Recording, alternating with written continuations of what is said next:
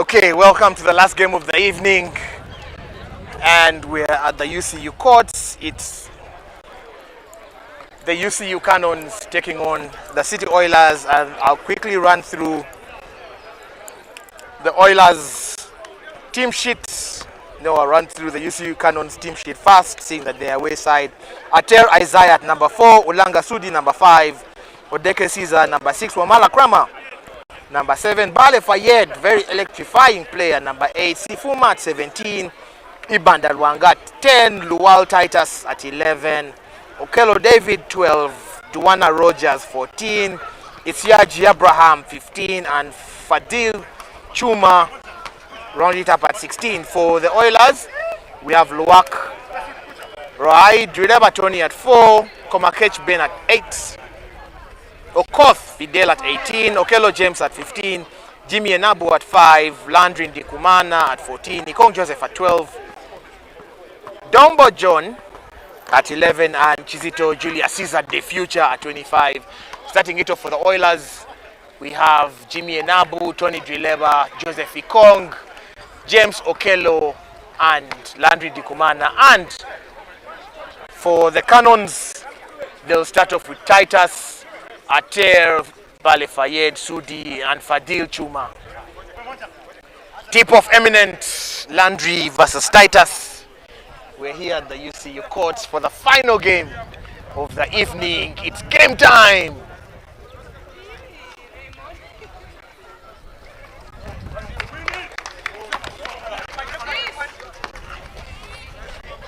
Landry wins it to Ikong, back to Tony, gauging his range. Is just short. Rebound by Sudi. Titus, number 11, spin, and is blocked by Landry. Joseph Ikong with the attempted pass to Tony Drileba.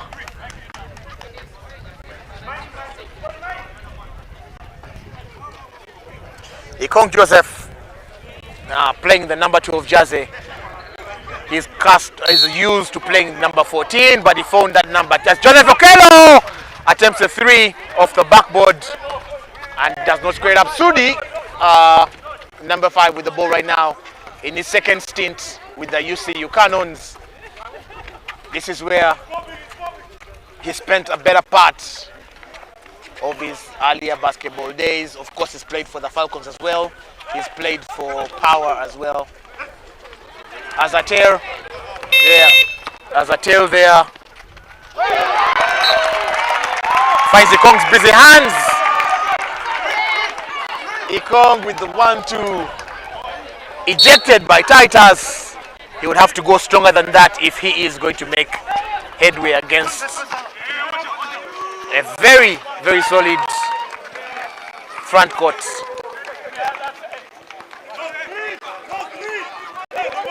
Jimmy Enabu puts the first points on the board.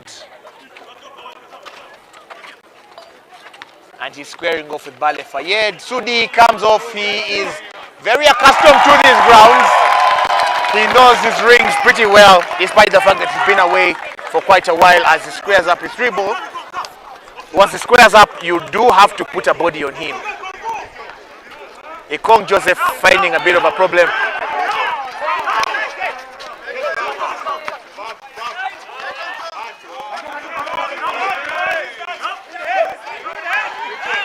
Bale Fayed comes away with it. Ater can find Titus.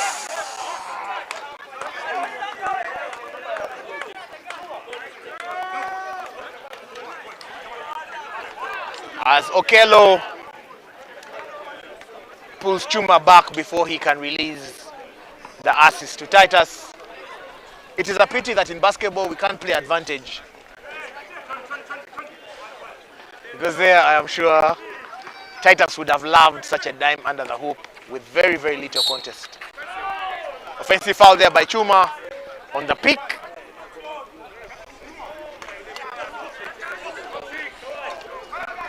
Gives the advantage back to the Oilers.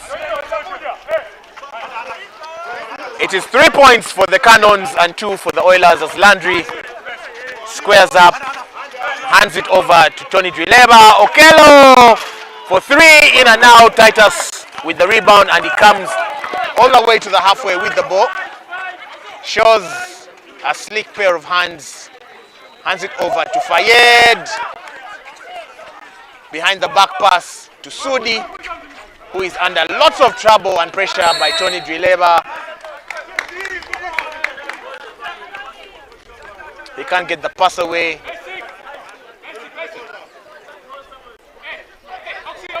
Another turnover from Sudi.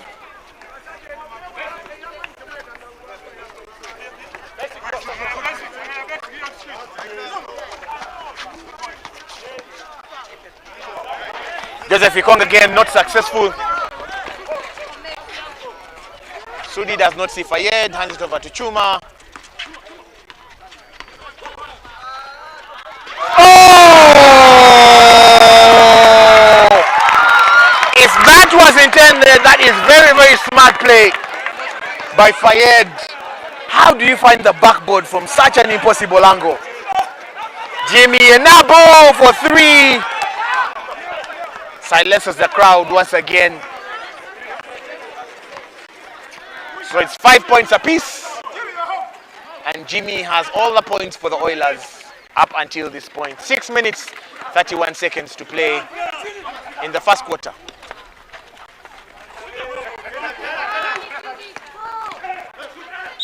Sudi takes the drive.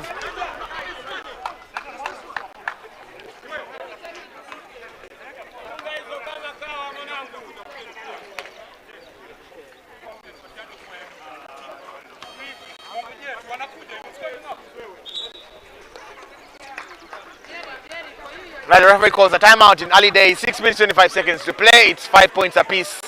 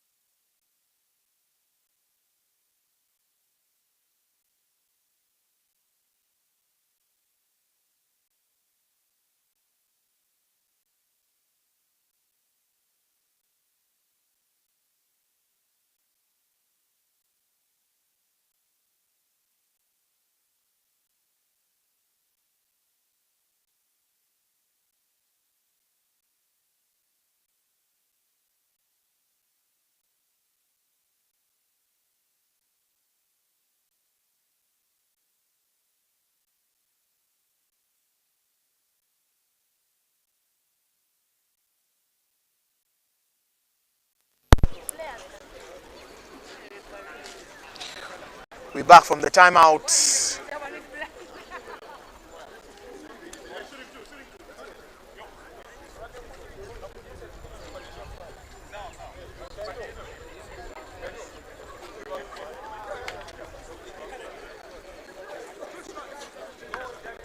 Sudi on the charity line for 2. In and out on the first attempt. I bet Tony's telling him ball don't lie. Because Tony doesn't believe he actually fouled him on that drive. Sudi sinks the second one. 1 point advantage for the UCU Canons. 6-5 is the score. 6 minutes, 14 seconds to play in the first period.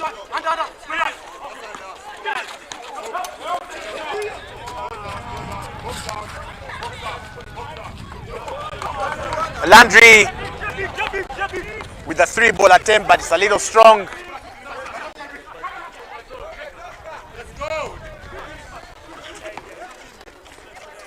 Ater has a very high percentage. Oh, finds his way under the bucket.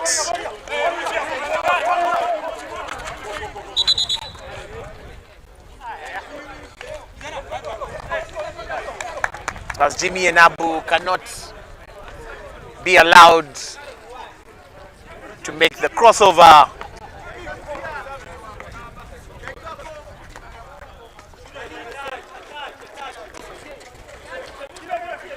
Tony Dweleva, of course, is very cautious as Chuma puts his body onto Okello James and makes the 2-pointer off the skyhook. Joseph Ikong now to Landry. Landry 1-2 off the glass. No good. Can't get it to go as Chuma brings it up. Crosses over. Offensive foul with the arm extension. He gets out of the way of his cylinder and he has 2 fouls in the first quarter.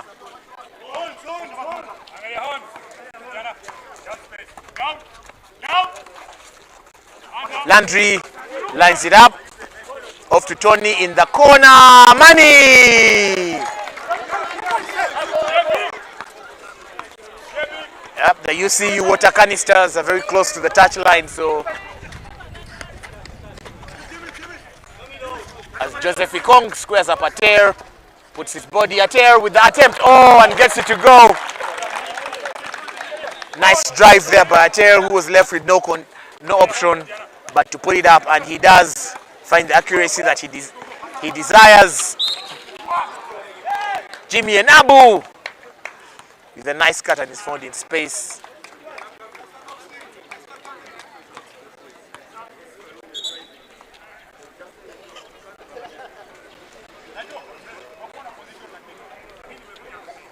Sifuma is on for Fadili Chuma as the coaches start ringing the changes. Jimmy and Abu unsuccessful off the first attempt on the charity line.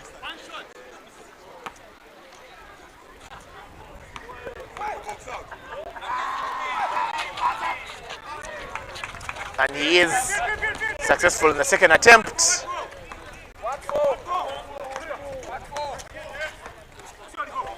Sifuma. The handoff to Ater. He's normally a good 3-point shooter.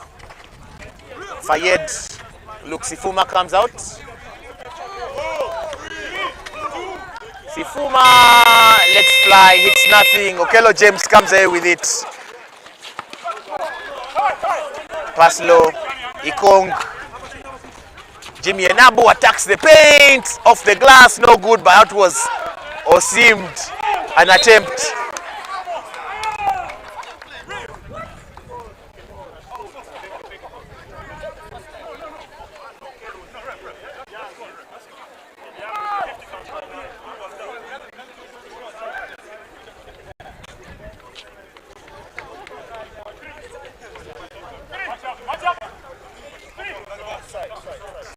That's a foul on Sifuma on Landry.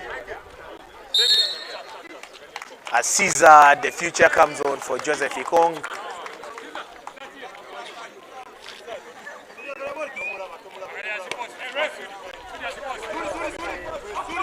Landry comes to receive it from the outside, off to Tony Dweleva. Caesar tries to force the pass. Oh! Come on, Sifuma, you can't miss that. Crazy dime. And Sifuma again, and it's just short.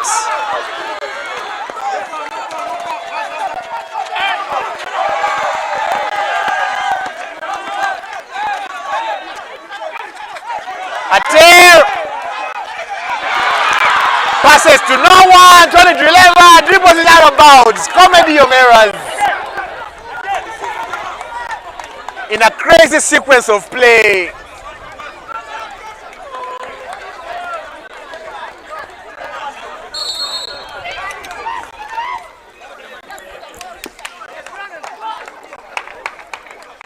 As the coaches continue ringing the changes.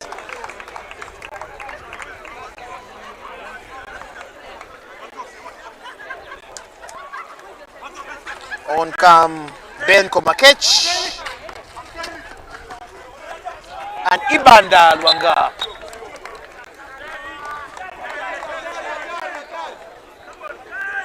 The City Oilers are leading this exchange 10 points to 9.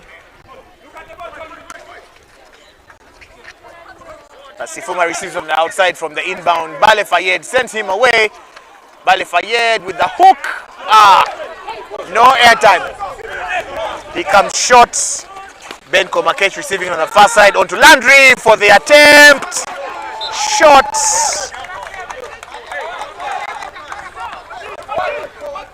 That's 0 for 2 for Landry from the arc. 1 point game between the sides.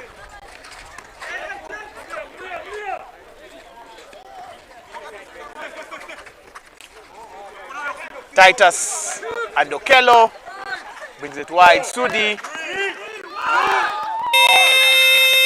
Oh, no good. No good. Sudi's attempt off the backboard and there's a short clock violation.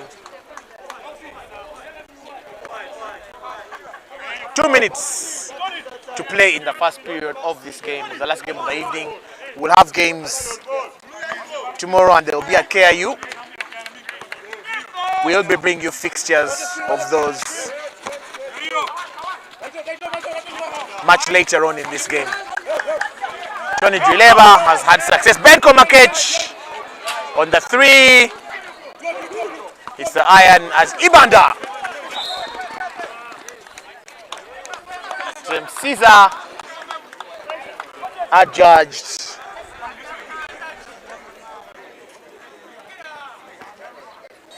To foul, and as the referees and as the coaches continue ringing the changes, keeping the squads fresh. On comes, of course, Fidel Odu, new signing for the Oilers, fresh in the season. Watched him at practice a couple of weeks ago and he seems to have some potential. Let's see how we can handle the live action. I haven't seen him in an active game yet, but it's a good chance because he can actually get to warm up. Sudi with the hop. Fayed. Pips! Oh! Manibo!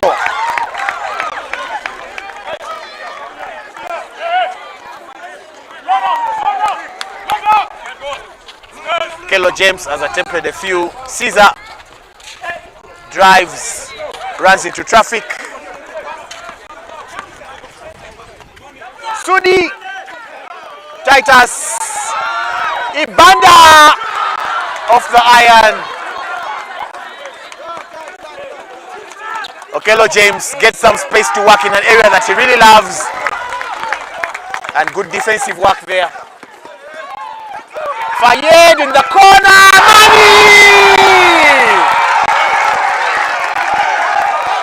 Mani!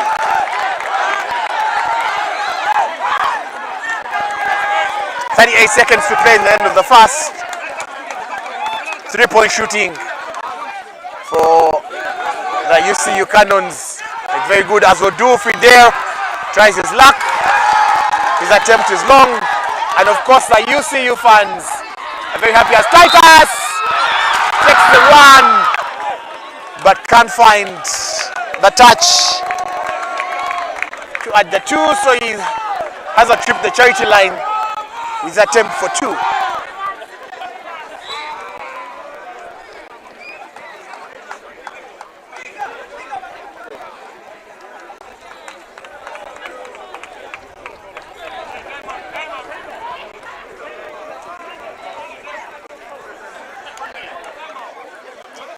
.3 seconds on the clock.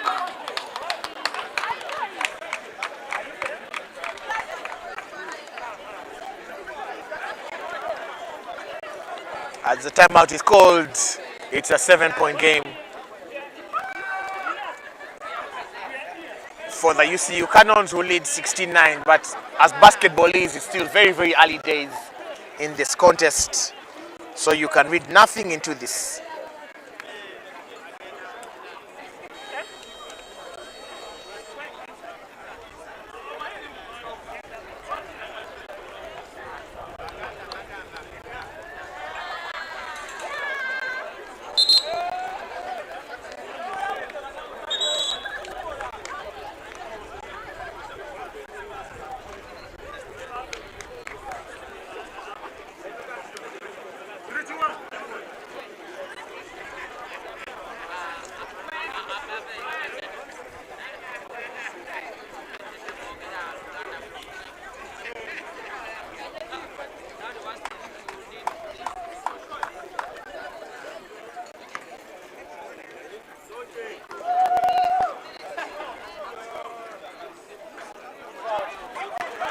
Titus misses the first attempt.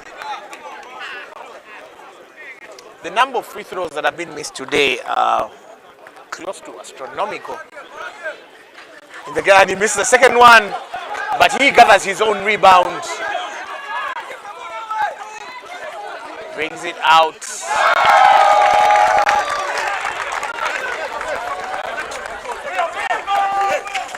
And a 2-ball conversion as Odu sends it out to Ben Komakech.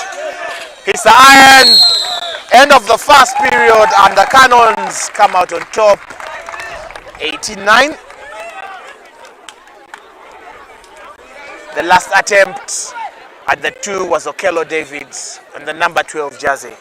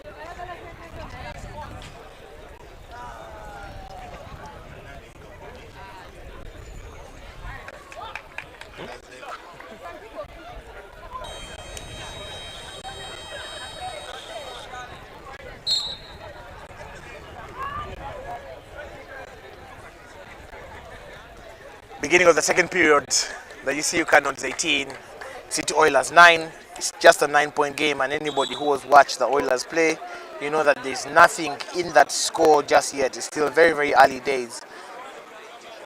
But a good shooting show from Bale Fayed in particular, who was 2 from 2 at the 3-point.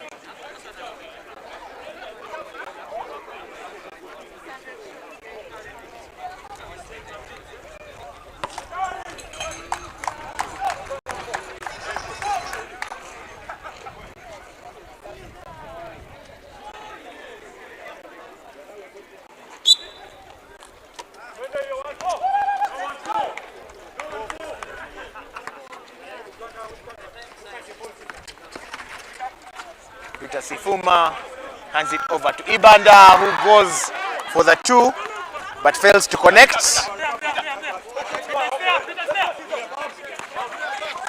Tomorrow at the KIU courts, as Landry makes the spin, can't find the angle. Caesar comes through. Ben Komakech hands it over to Tony Drileva with the fake fast, a little bit heavy on the flip.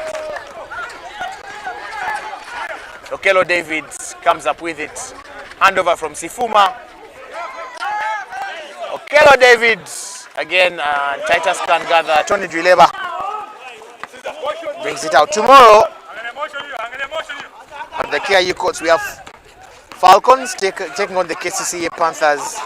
Namisunsa taking on the Angels. Ben Komakech, very slick move in between the defenders. We'll have the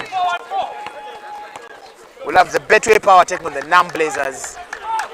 That will be at 2 p.m. as Titus attempts the long 3, but can't get it to go. Landry showing a few handling skills. And the last game of the day will be the JKL Lady Dolphins taking on the Nkumba Lady Marines.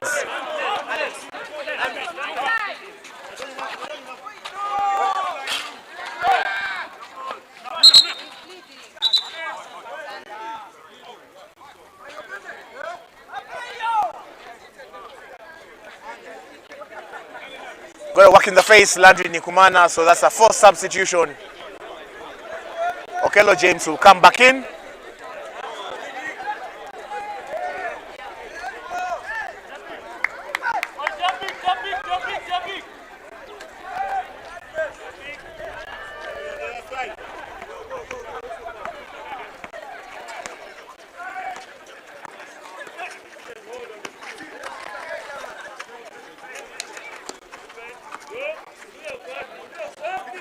Titus squaring it off with Okello. Hands it over. Tony Drileva. Passes it to Okello James, who can gather the ball into his stride.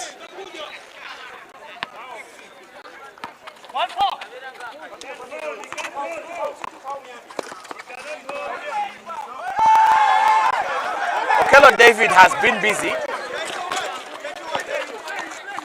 Okello James to the rack. 2 ball. As it comes down to a 5-point game.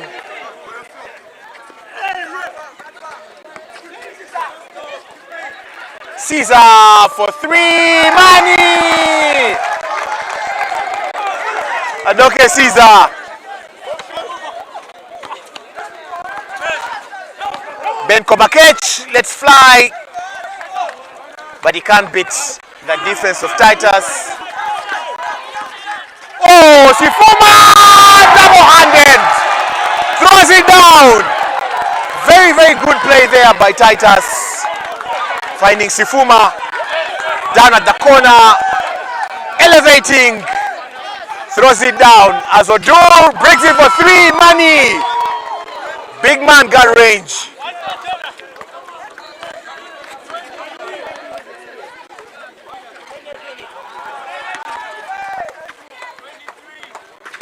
Uh-oh. Tried the step, brings it back out. Sifuma, what you gonna do? Down for 3. Boom! Money! The UCU players are finding it hard, and of course they are no strangers to the court.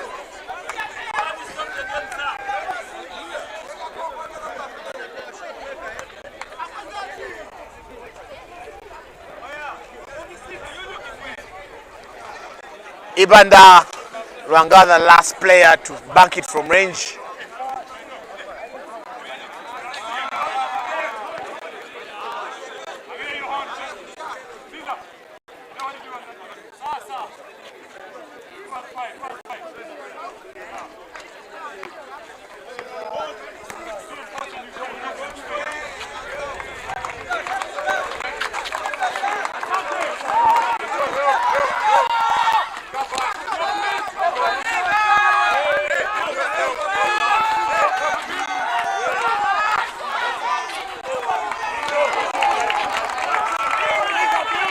Luwak. Odoke Caesar.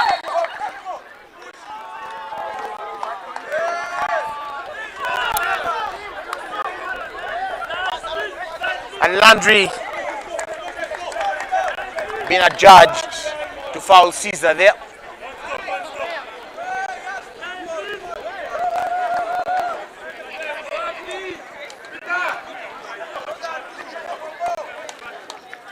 As you see, Cannons open up a 10-point gap. The score is 26-16. Caesar scoring it.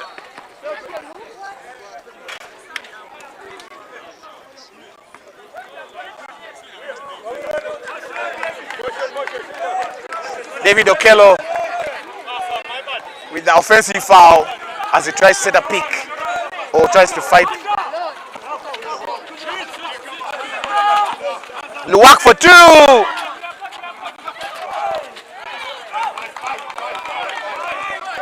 A bit heavy on his touch. Boom! Get out of here! Yeah, that's what happens. When it, oh!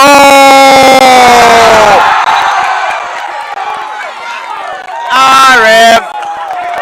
Come on, referee. That's a pin on the board. Come on, referee. Effort. Referee, what effort? But yeah, the goaltending there. Caesar! Heavy on the touch. Luwak brings it up. Looks for the pass. Ben Komakech can gather. Jimmy Enabu Looks for the drive. Luwak.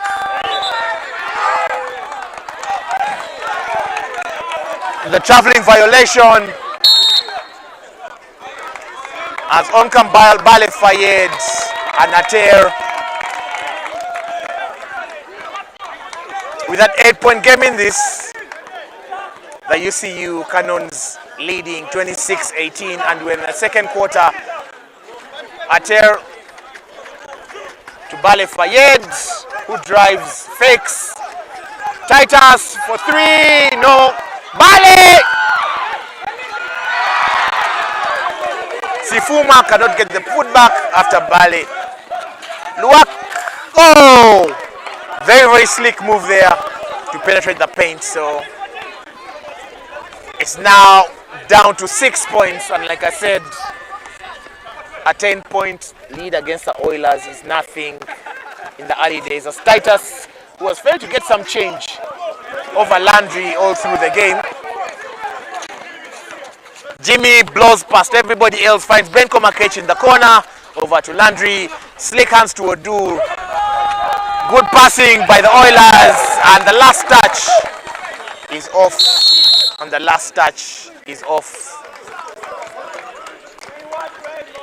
As the timeout is called, 26-20. Even the referees are sweating. Yeah. Raymond and Onen, well done.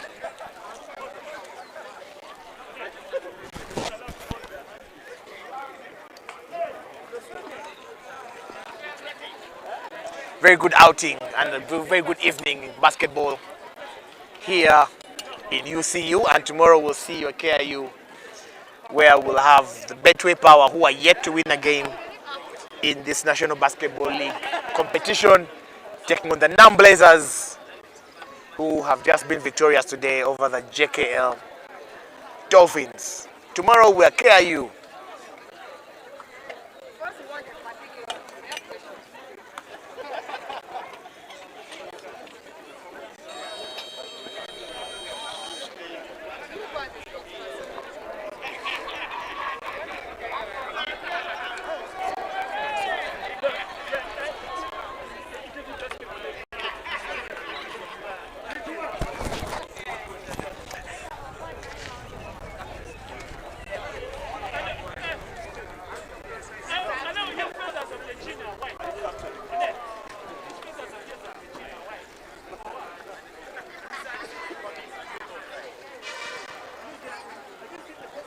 Six-point game. The advantage with the UCU Canons, 26-20. We are in the second quarter, 3 minutes, 51 seconds to play.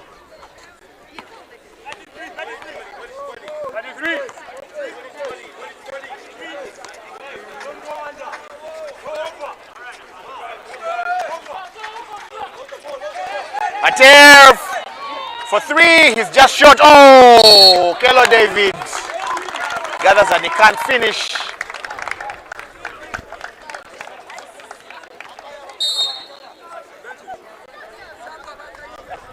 Foul there on Benko Makech.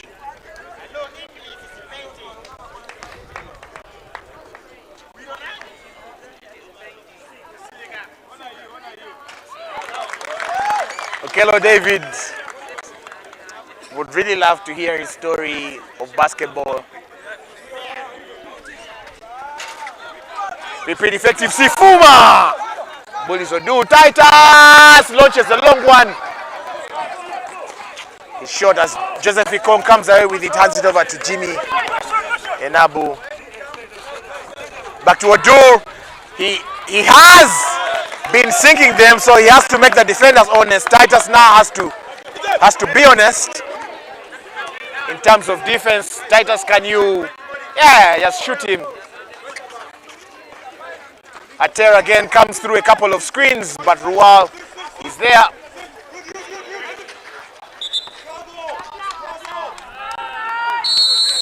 Traveling violation. Substitutions. Tony Drileva on for Luwak. And Sudi comes on for Kelo David, applauded by the fans for his contribution.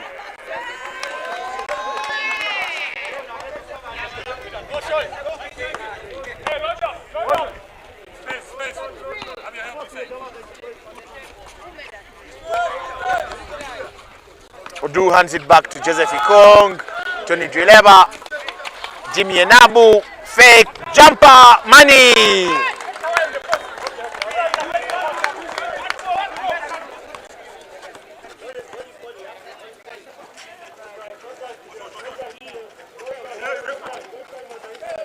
Sudi.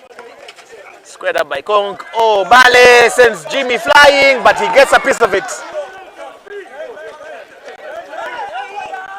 Ater. Sifuma tries his luck off the iron, no good. Oh, that was tighter, sorry. Odur 1-2, hands it over to Tony. Hits nothing. Landry can gather the rebounds. You said Titus has had it going with Landry.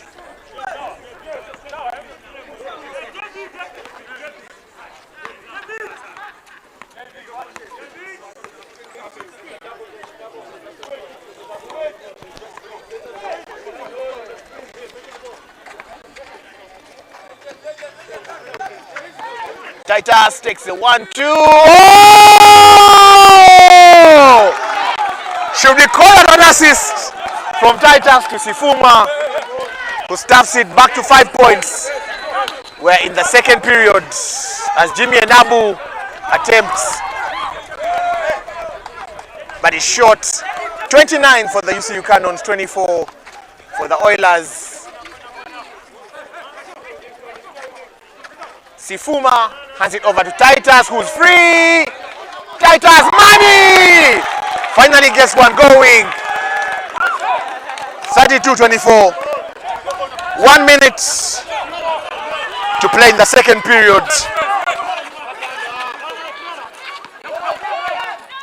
Tony Drileba, smooth as you like, cool as you like, with the floater.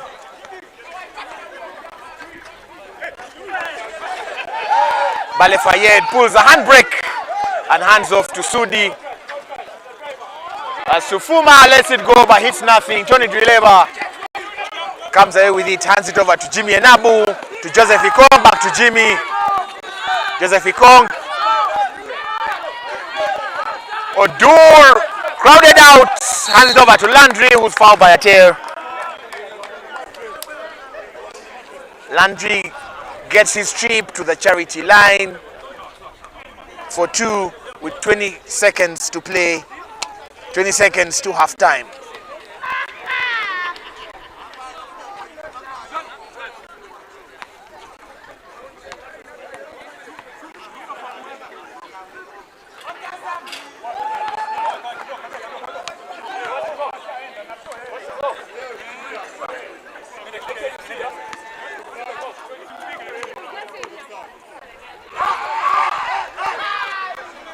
And Larry does sink too, so it's 5 points with 19 seconds on the clock.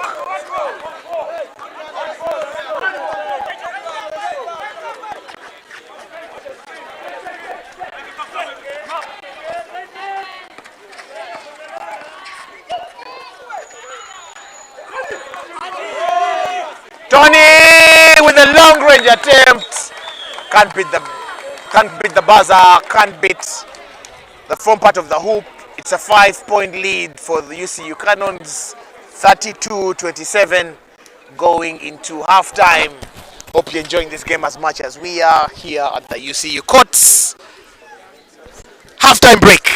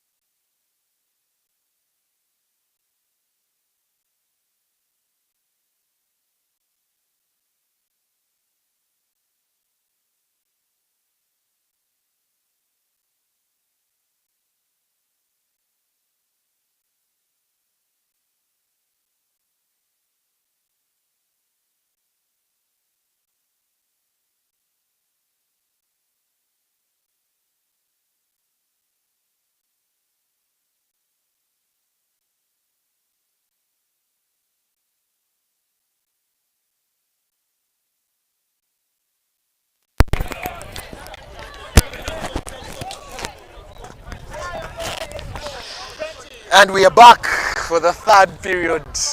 Offensive foul to the Oilers. An unforced error there. Handing the ball back to UCU Canons, who leads by 5 points. The ball handed over to Titus. Titus facing off with Landry. Hands it over to Sudi, who takes the drive to the paint. Chuma on the three. Back to Sudi. Bang! He goes long. To no avail. Odur, 1-2, strong drive. Chuma.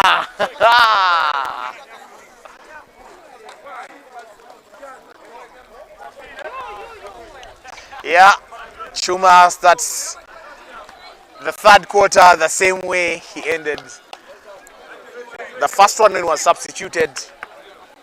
And he has 3 fouls to the goods.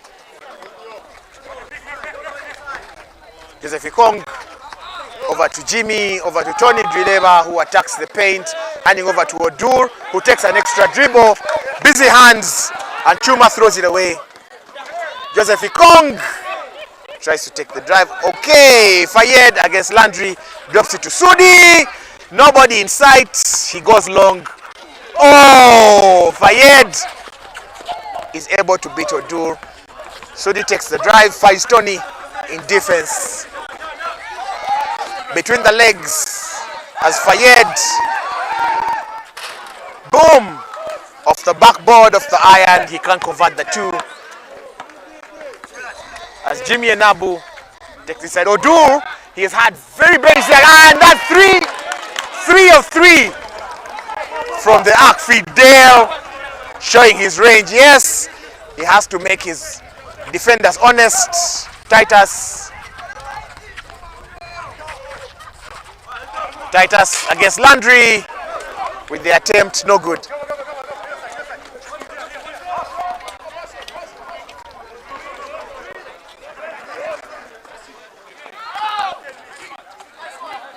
Odur for a 4. Nope, can't make it as Jimmy and Nabu comes in with Landry. 3-point line. Odur in a space where he wants. Big man play. Big man play. Showing skills inside and outside.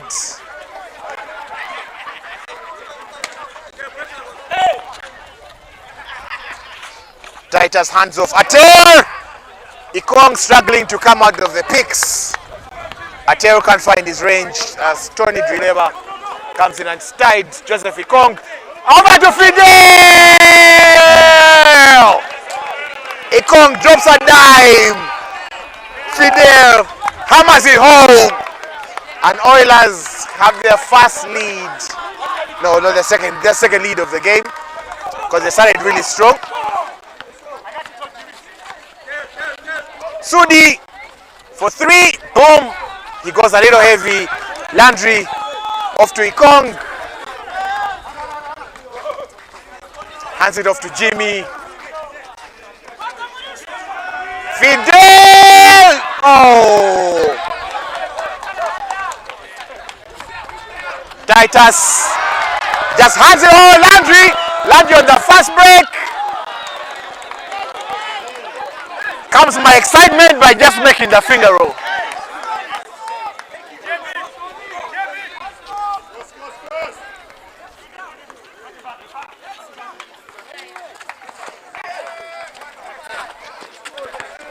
Titus squaring it up. Oh, he got him. And it's a 1-point game.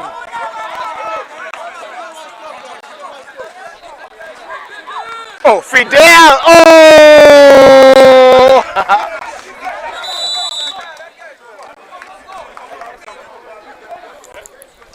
As we had the substitution, Sifuma on for Chuma. Not Chuma's day, but it happens in the game of basketball.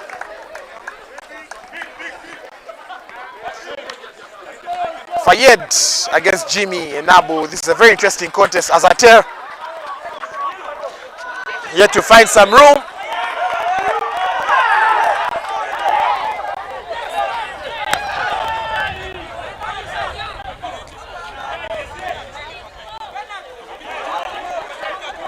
as Landry is adjudged to have fouled, and he has 2. Substitution. Fidel given a breather, but he deserves a round of applause. Fidel has really brought the game to UCU. His shooting outside the arc is commendable for a big man. Titus. Fayed! Shot! Okello James. To Jimmy Anabu. Jimmy for 2, money. I guess Sudi has to now play better defense than that. He made the call, and it was still a shot in his face. Fayed hands it over to Sifuma. Skyhook. No avail.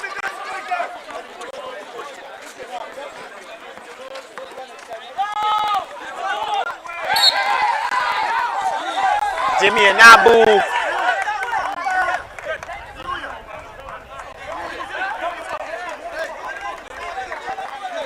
Jimmy Anabu with the foul after the turnover, which was because of the defensive attempt by UCU.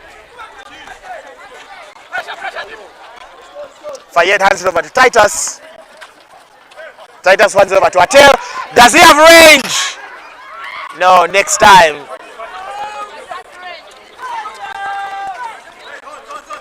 Jimmy Anabu, Okello Joseph with the cut.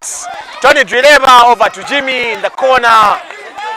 Back to Tony, back to Landry. Ikong Joseph! Boom! In and out. Titus carries the ball up, hands it over to Sudi. Sudi with time to shoot, hits nothing, ball out of bounds.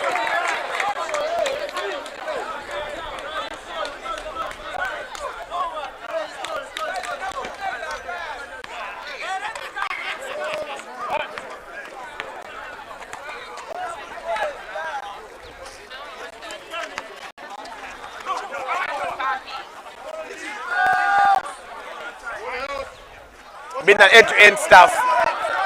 James Okello as Landry makes the cut, makes a shot. Okello with the putback. Ater 1-2 strip. Out of bounds. Good defensive work there by Tony Drileva.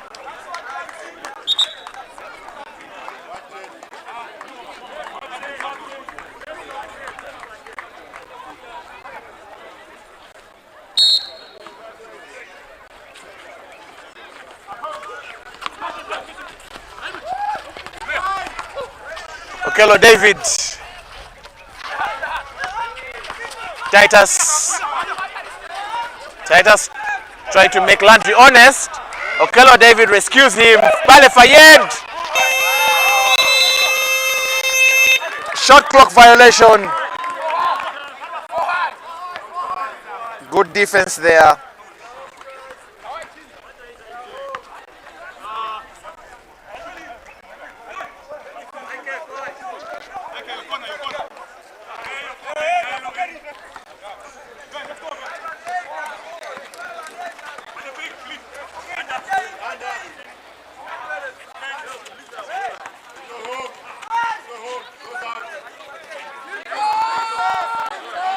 Landry for 3, boom, shot. Joseph Ikong comes up with the rebound. It was as if it was straight out of the training ground. Tony Drileva for 3, shot. James Okello cannot gather. Landry pulls up with it, and shot clock violation.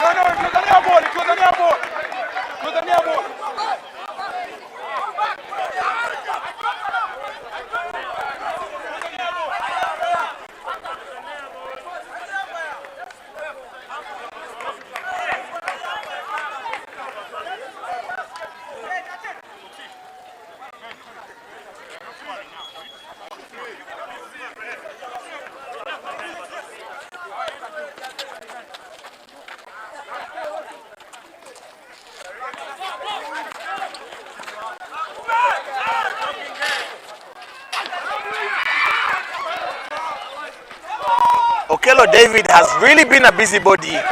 Sifuma to Ater. The pressure.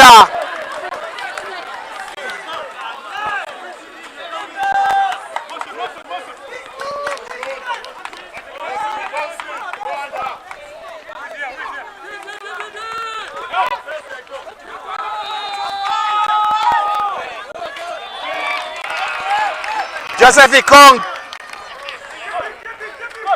banks a 3-ball.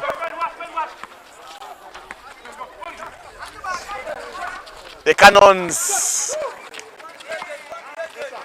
need to do a lot of work to actually get this through, as Ben Komakech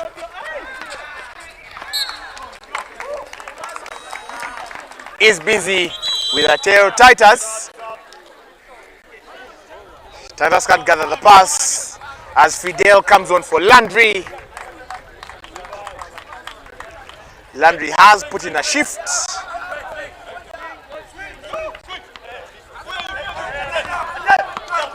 With the Oilers only rotating about 4 players.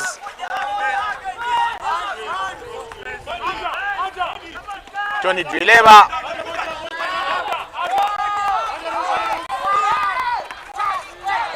Ben Komakech off to Okello. He goes long and he can't connect. Titus with a very, very wide pass.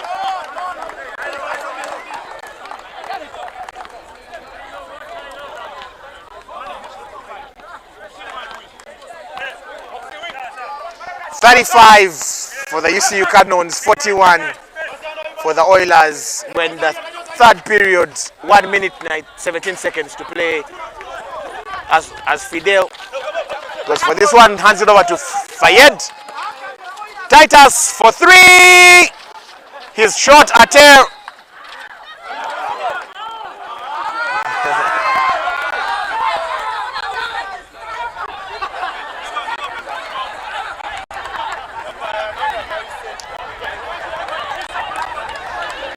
Interesting call there for the referee, but play goes on. The foul was just before the attempt for the basket. Fayed to Sifuma. Okello David shot and he bangs the armpit, or it's just short. Joseph Ikong to Okello David.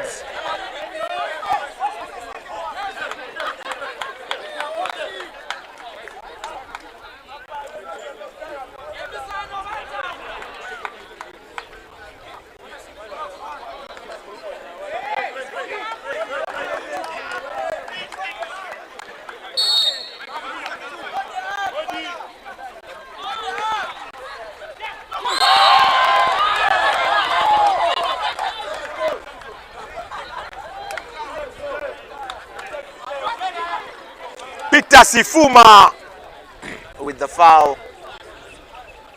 Fidel on the Chavichi line. 46 seconds to end the third period. 41 for the City Oilers. And Fidel rolls it in. Shooters roll. 42-35 for the UCU Canons. Another foul shot to follow.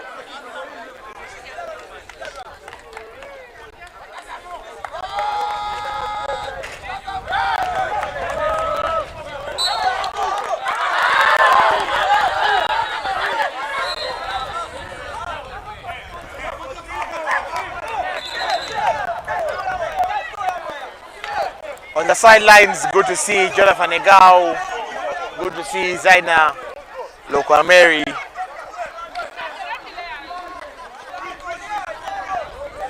Spend a lot of time on this court. Good to see Sudi back home. We saw a lot. Tony Drileva for 3. He goes strong. Okello David, 1-2, down to Sifuma, and the pass goes astray. So the cutter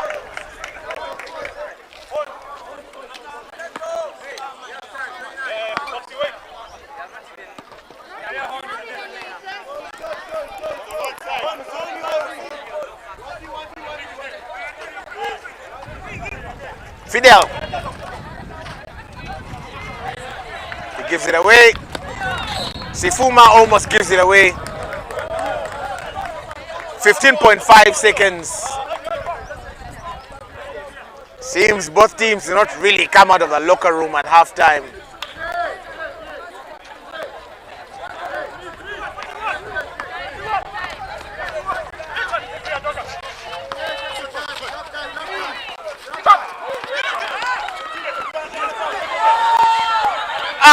Joseph Okello with some nifty footwork. And that's the end of the quarter. Oilers lead 44-35. It's a 9-point game, end of the third period. 10 minutes to go in this evening of Mukono Sunshine or Mukono Sunlight.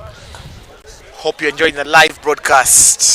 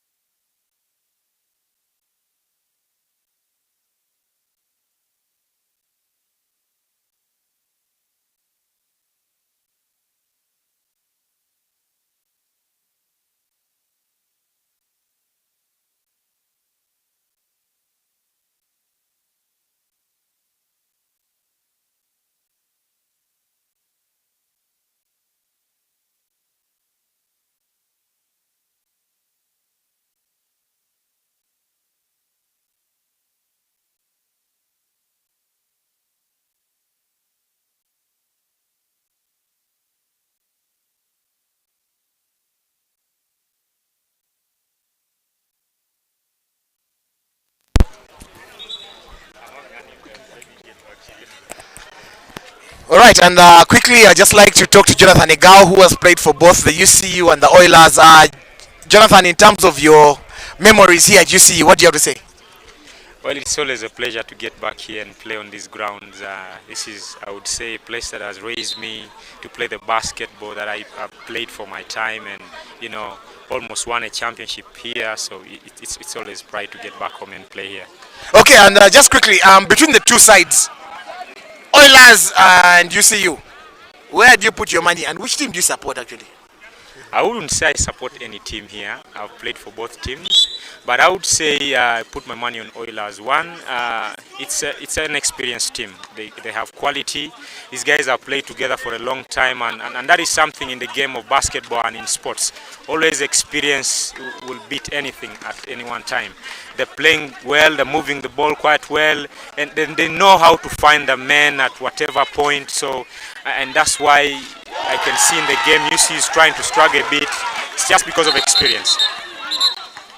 Okay, thank you so much, Jonah, and hope to see you again. It was a good game that you played earlier, so wish you the very best in the National Basketball League. Thank you. Guys, it doesn't have to be. All right, Chuma in some form of discomfort, and let's hope he can be able to flex his knee. Much later, the doctors have worked on him, so he seems to be fine. as Bale Fayed sinks a three-pointer that brings the scores to 38 for the UCU Canons, 44 for the Oilers. As the substitution is made, Sifuma on for Chuma. 38-44 in the last period of this game. Oilers with a 6-point lead. Fidel flings it out to Tony Drideba. Ben Koma catch for the two. He's just short. Fidel with the rebound. James Okello with the old school hook. And he gets it to go.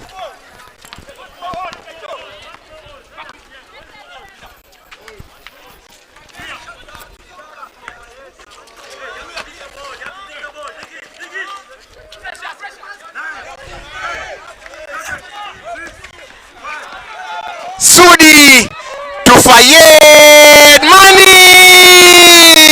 Money. It's a 5-point game.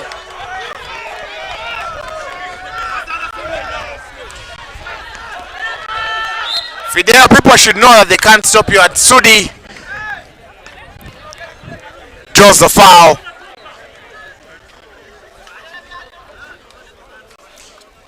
Fidel to the charity line, shooting two.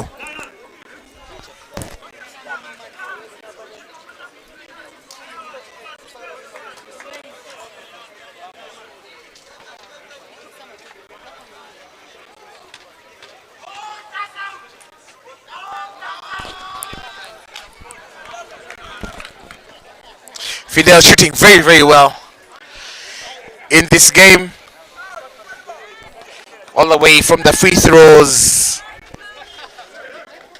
to his three-point shooting, and he comfortably converts. Bale Fayed, yes, puts a foot into touch.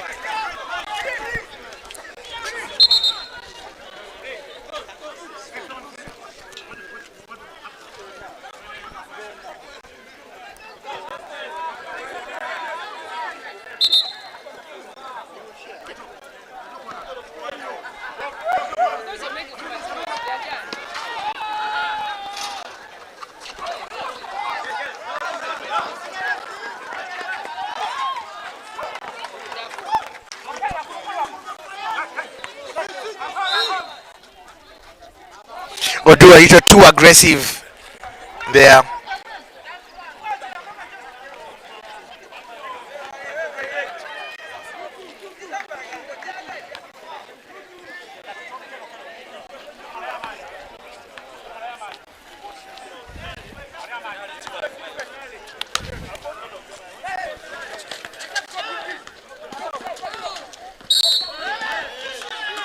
Okela David draws the foul from Joseph Ikong, who's a little too eager in defense there.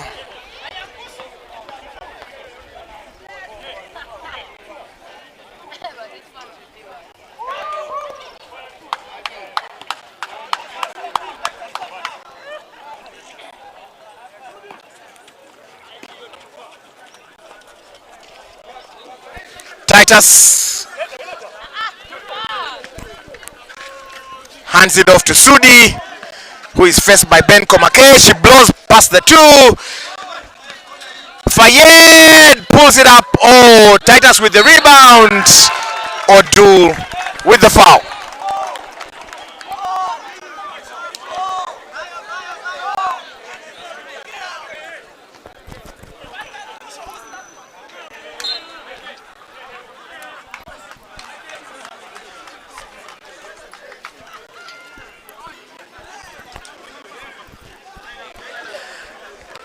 Chuma on the charity line, sinks the first one.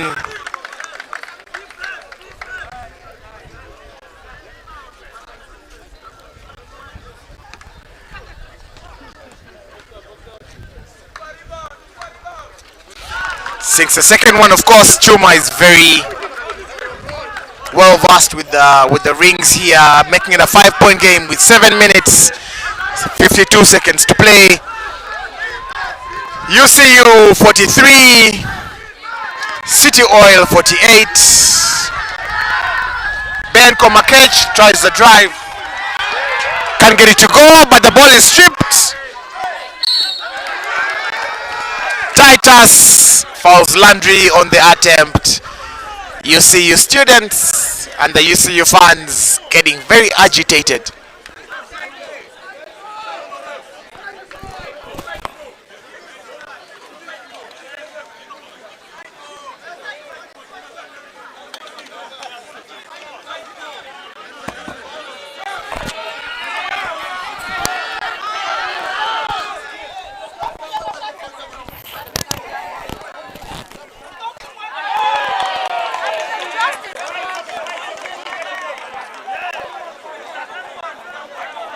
Could that be a case of ball don't lie? Larry misses the first one but connects on the second one. Can't take full advantage of the 2-point shots. It's a 6-point game as Fayed hands it over to Fadili Chuma, who hands it over to Titus. Tony Drileba.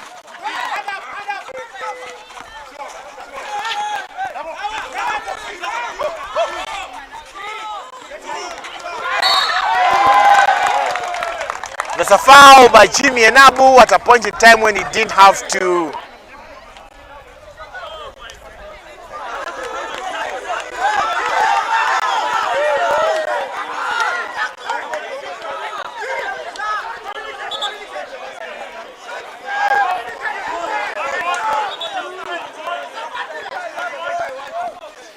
And the shot clock is up to 14.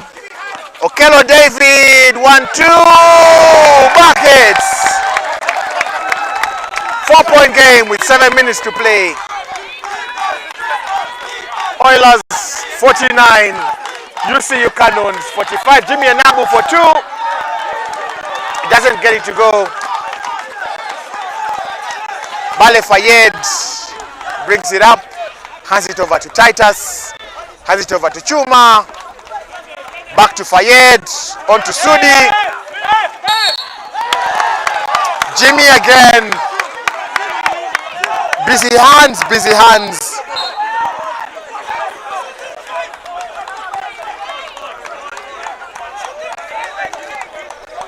Jimmy with 3 personal fouls. And the flag is up for the Oilers, so they have no foul to give. You see, Canons still have 2 fouls in the locker without having to send anybody to the charity line.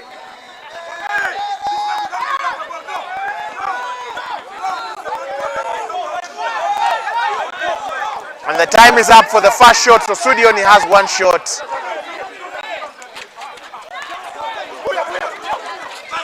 Fayed for 3. Titus with the follow-up, he can't get it to go. Still a 4-point game. 49 for the Oilers, 45 for the UCU Canons. As Landry hands it off to Jimmy.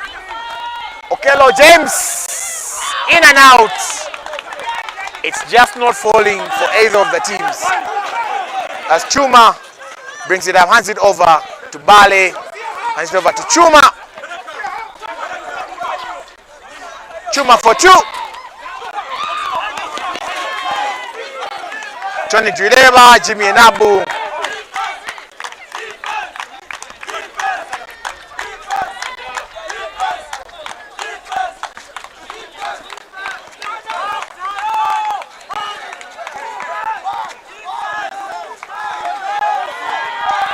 Ben Komakech for 3, airborne.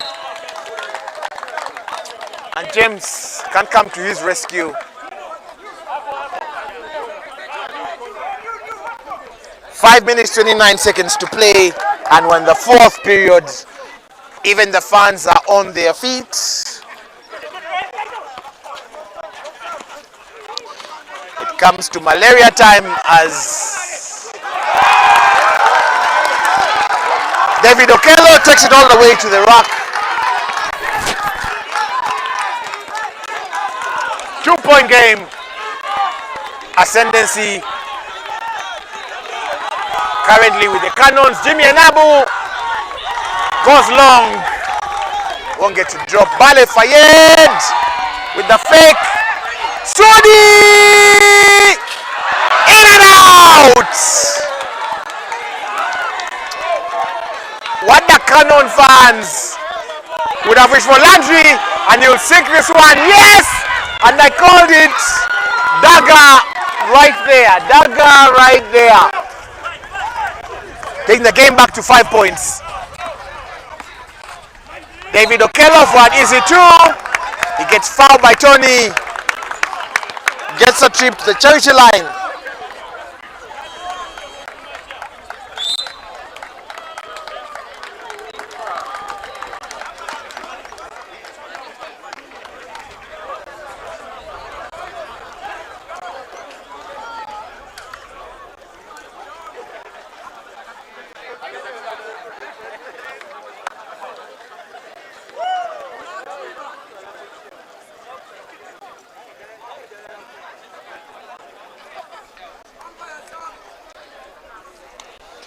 Four minutes, 25 seconds to play. It is 47-52 in favor of the City Oilers. We got a game on our hands. This is when you as a fans start feeling sick and yet you're not sick. You start feeling feverish and you're not. Malaria time.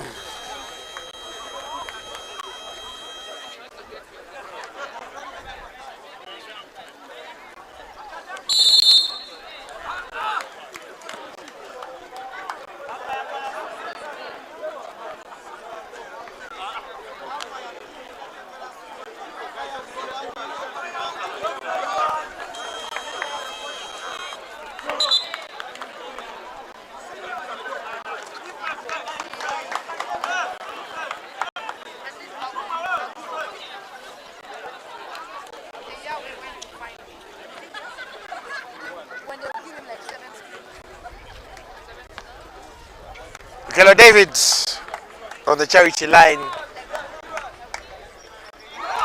and he sinks the first one.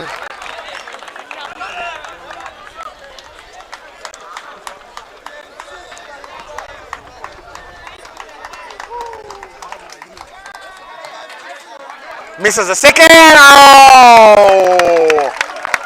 Not a sign the Oilers want to see. Landry can gather the rebound. Knocks it out of bounds, gives UCU another shot at the rack. Titus hands it over to Bale Fayed. Sudi comes round. Jimmy with his busy.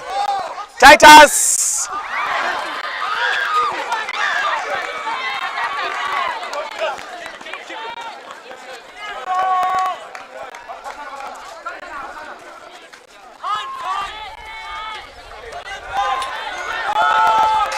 Landry for three!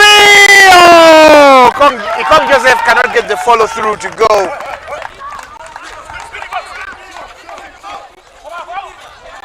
Bale Fayed! He comes short this time round. He has been seeking them when he's free like that. Oh, Jimmy Enabu.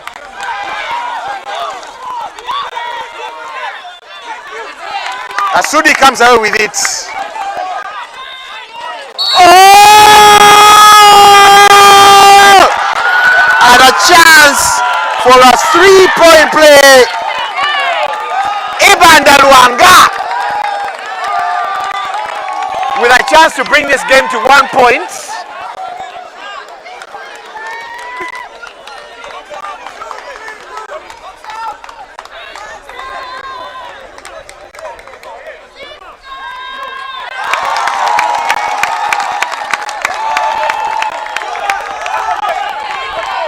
And he is all money.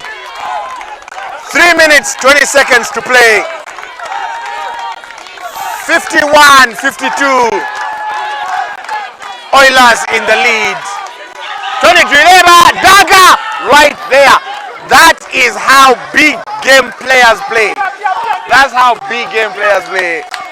Tony Drileva stretches the lead back to 4 points. But there's a lot of time, and this is a basketball game. 2 minutes, 53 seconds. Ibanda off the glass. Sudi drives to the rack. Down and back, under pressure. Ibanda cannot gather. Tony Drileva. Buckets. Comfortable 6-point lead for the Oilers, and it only takes one break, it only takes one error, it only takes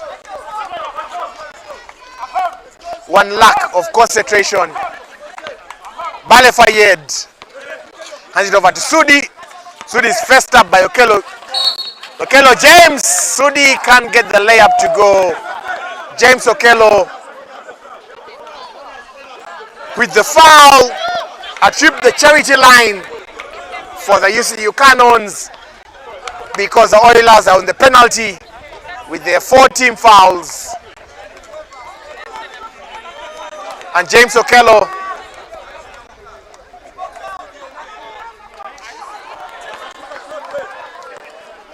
Sudi misses the first one.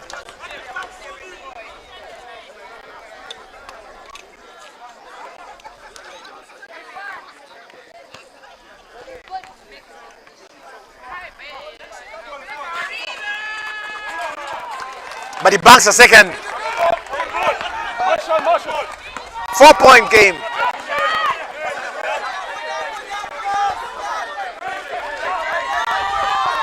A 5-point game. Oilers 57.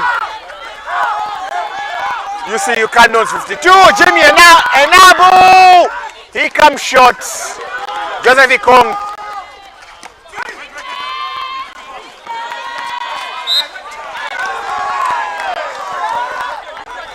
And that's a foul for the UCU Canons, but they still have fouls to give.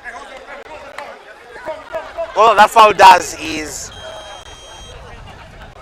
give the Oilers another 14 seconds. Timeout. City Oilers. The scores: Oilers 57, UCU Canons 52. 1 minute 41 seconds to play, and it's the last game of the evening. Tomorrow we're at KIU for a whole lot of basketball. Yet to have confirmation if the Betway Power game against the Namblers will happen. Nevertheless, we will be at KIU.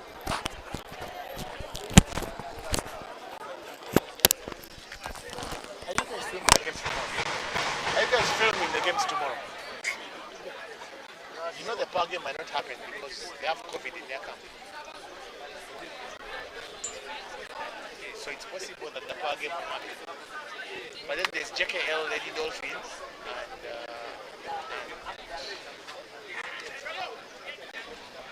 and KIU. It's possible the power game will happen tomorrow. No, it was power non-blazers. But KIU is playing, the boys are playing. No, they don't play tomorrow.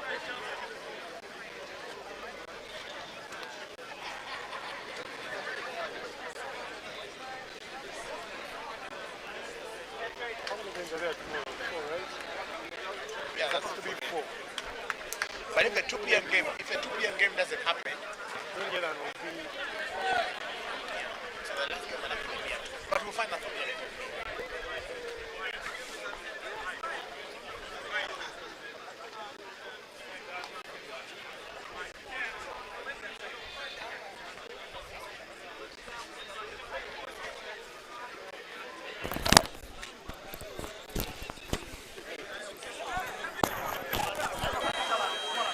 Five-point game, 1 minute 41 seconds to play. That's another timeout.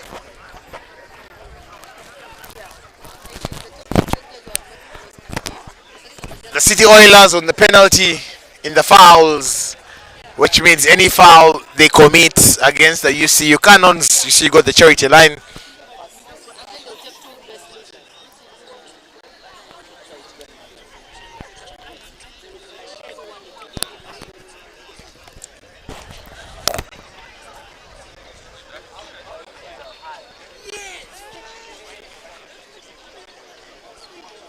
Give me 30 seconds of your time.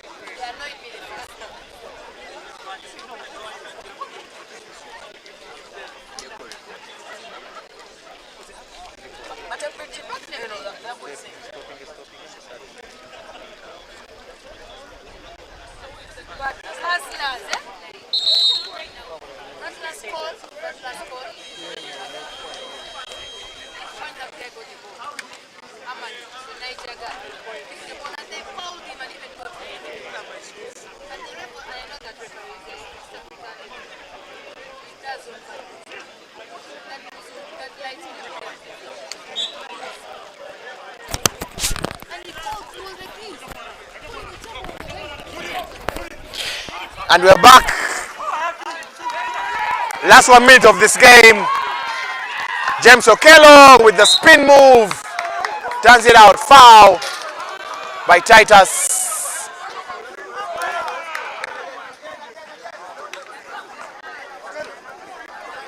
And the UCU flag will go up. They have no more fouls to give. Any other foul will take them to the foul line. The scores: UCU Canons 52,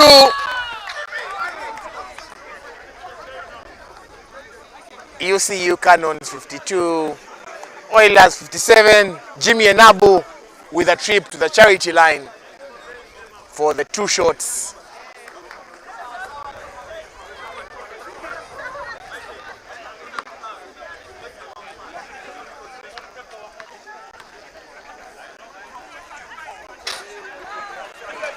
Misses the first one, Jimmy and Abu.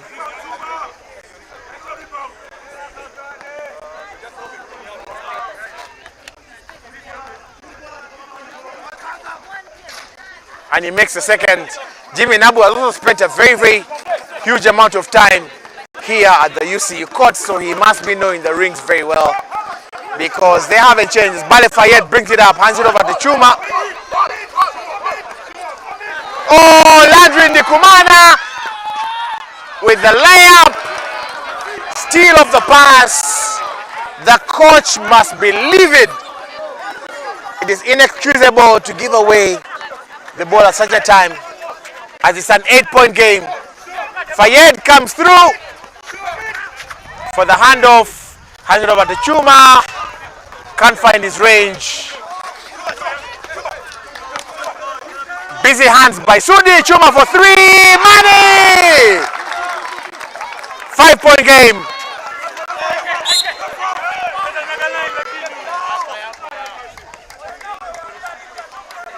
Likong Joseph takes his stroll to the line.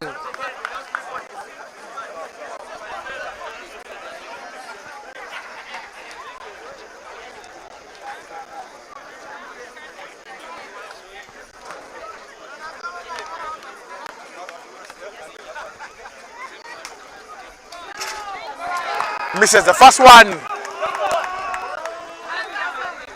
48 seconds to play. Oilers 60, UCU Canons 55. And Ikong obliges and makes the second one. 6-point game. 40 seconds to play. Ibanda. Over to Fayed, the corner, step back, blocked by Tony Drileva.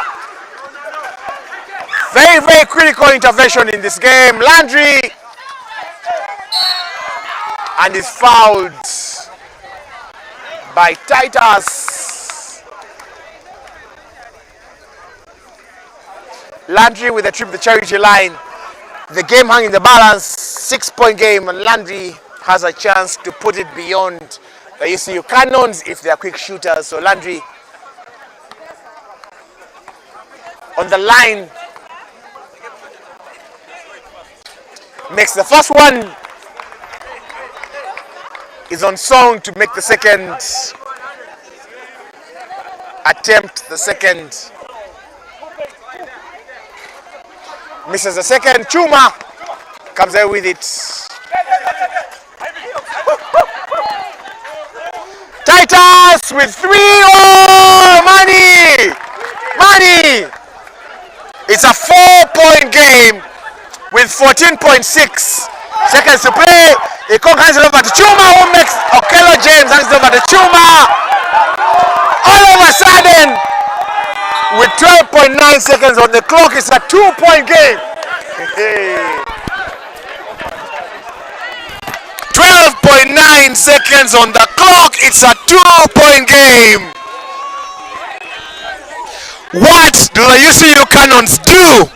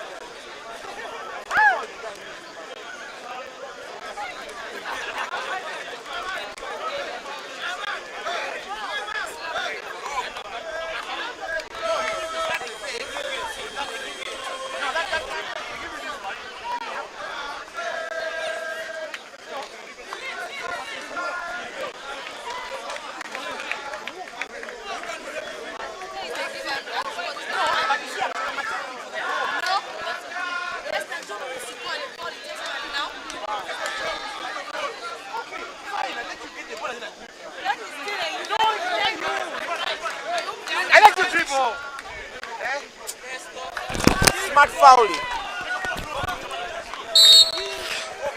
12.9 seconds to play. Jimmy Anabo.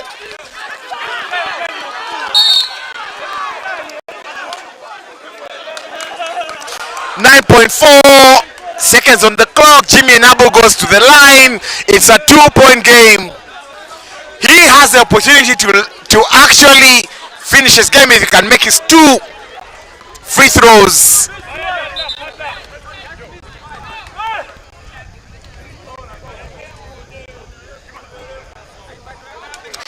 This is the pressure.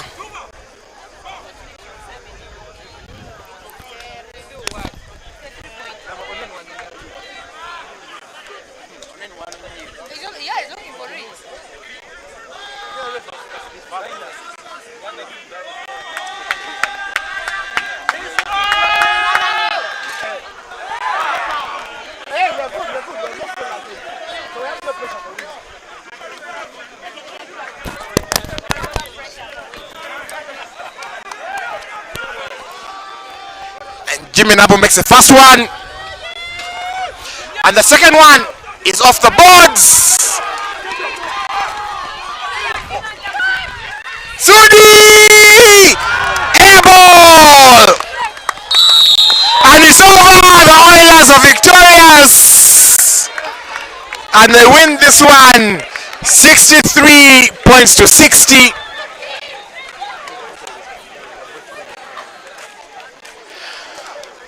And we have post-game interviews from both captains, so we're going to arrange that. Don't log off yet. We still have lots and lots to get with you. So both captains, we're going to have interviews.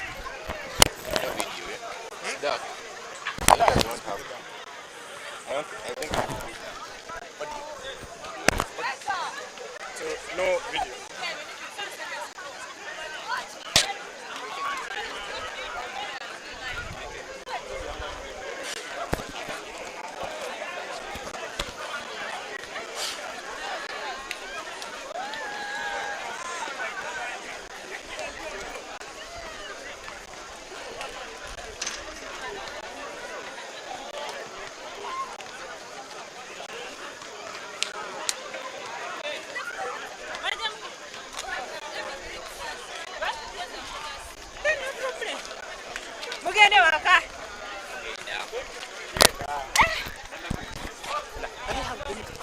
Titus.